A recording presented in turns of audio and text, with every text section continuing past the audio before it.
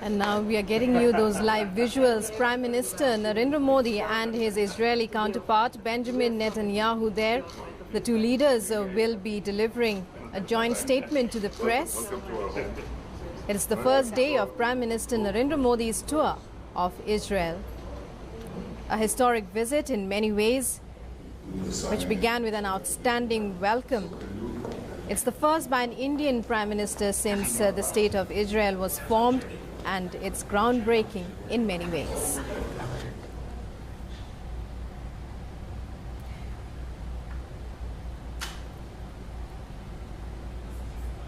Ladies and gentlemen, please rise and welcome the First Lady of the State of Israel, Ms. Sarah Netanyahu, and the Prime Minister of India, Mr. Narendra Modi, and the Prime Minister of India, Mr. Narendra Modi, and the Prime Minister of Israel, Mr. Benjamin Netanyahu.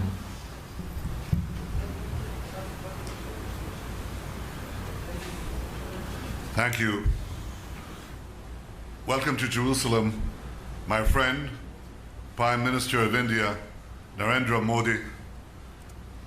You know, you've only been here a few hours, and you've already visited Yad Vashem. You paid your respects at the tomb of the founder of our national movement, Theodor Herzl, and you've seen some of Israel's cutting-edge technology. We went to a greenhouse on a warm day. Believe me, it was a warm reception. So you've had a glimpse of our painful past, but also of our promising future, and we're very excited to host you here. We have a great admiration for the people of India. I told you about my late uncle, Professor Elisha Netanyahu, was a mathematician at the Israel Institute of Technology. And he told me many times about his admiration for the great Indian mathematician, Ramanujan. He said he was the greatest mathematician of the 20th century, but he said he was perhaps the greatest mathematician in many, many centuries. And this symbolizes the talents of the people of India, as we know we have the talents of the people of Israel. And we believe in this partnership of talent. We both seek a better future for our peoples. Doing so requires a lot of work. It won't happen overnight, but Prime Minister Modi and I have the same trait. We both want it to happen overnight. We're tireless reformers, and I want to congratulate you, Prime Minister, on the reforms that you're doing to change Israel's, rather India's economy. And we both believe that we can do together great things for the betterment of the future of our peoples. I have to confess to you that I've been inspired by Prime Minister Modi's enthusiasm for yoga to begin. He said to me, you can start at a low level, choose your level.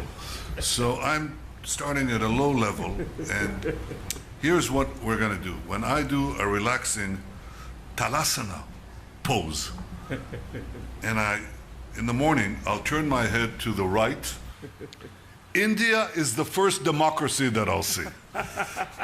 And when Prime Minister Modi does a relaxing pose of Vasishtasana, and he turns his head to the left, Israel is the first democracy that you can see. So in fact, we have India and Israel are two sister democracies.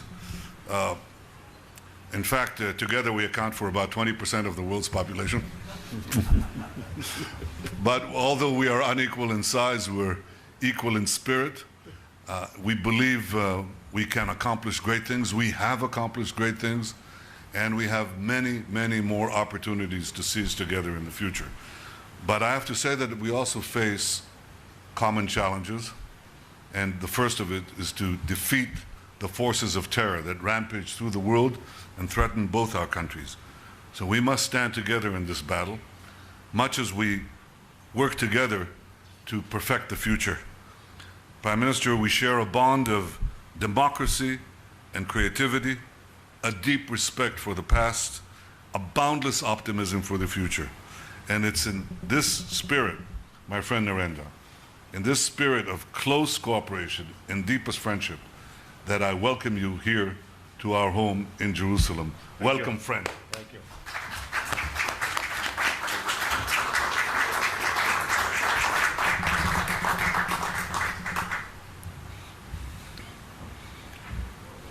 Yedidi Hekar, Prime Minister Netanyahu, Prime Minister Netanyahu, friends from the media, I thank Prime Minister Netanyahu and Mrs. Sarah Netanyahu for opening their home to me today. The fullness of their warmth and affection has evoked a feeling of home away from home. It reminds me of our own ethos of hospitality and welcome. I'm most grateful for the warm and generous hospitality. Friends, just a short while back, I laid wreath at Yad Vashem Memorial Museum to remember and honor over 6 million Jewish lives that were lost in the horror of the Holocaust. Yad Vashem is a reminder of the unspeakable evil inflicted generations ago. It is also a tribute to your unbreakable spirit to rise above the depths of tragedy, overcome hatred, and forge ahead to build a vibrant democratic nation. Yad Vashem tells us that those who believe in humanity and civilized values must come together and defeat it at all costs. As such, we must resolutely oppose the evils of terrorism, radicalism, and violence that plague our time. Friends, the link between our people goes back to thousands of years when the first Jews landed on India's southwestern coastline. Since then, the Jews have flourished and their traditions and practices thrive in India. We are proud of Jewish sons and daughters of India like Lieutenant General J.F.R. Jacob, Vice Admiral Benjamin Simpson, Master Architect Joshua Benjamin, and film actors Nadira, Sulochana, Pramila, whose diverse contributions have greatly enriched the fabric of Indian society. Indian Jews are a living and vibrant connect to this shared history. My visit to Israel celebrates this ancient bond between communities across both our nations. And I'm happy that I will have occasion to engage with the rich Indian diaspora in Israel later tomorrow. Friends, in modern times, our ties have seen rapid growth since the establishment of our full diplomatic relations a quarter century ago.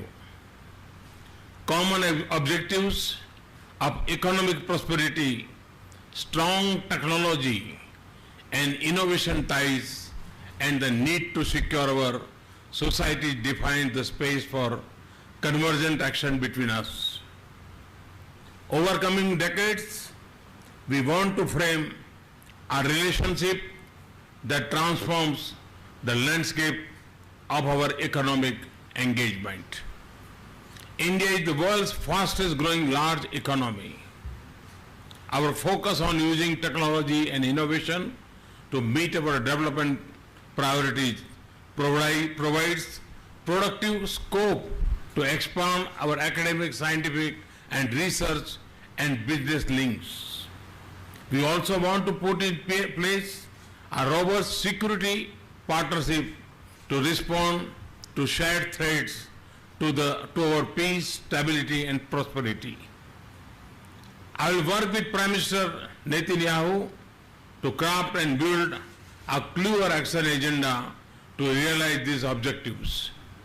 Once again, let me express my sincere gratitude to Prime Minister Netanyahu and Mrs. Netanyahu for their warm welcome and generous hospitality. Thank you.